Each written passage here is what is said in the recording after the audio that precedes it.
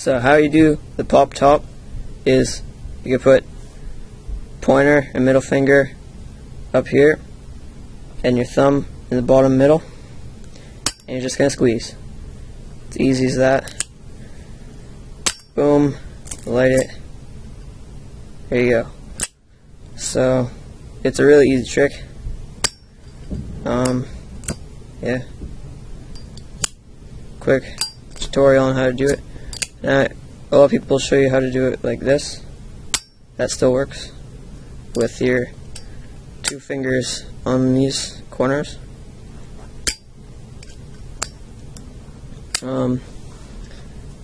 It works like easily on most Zippos, unless you have a really stiff cam or hinge.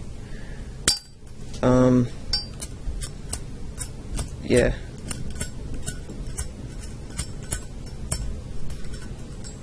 So, hold here, thumb on the bottom, squeeze, and it should just pop in your hand so you have your 2 fingers on the back, your thumb on the front. Or like this, squeeze, fingers end up at the same place.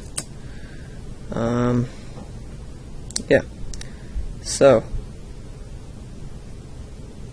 I guess like this video, watch other videos, and subscribe.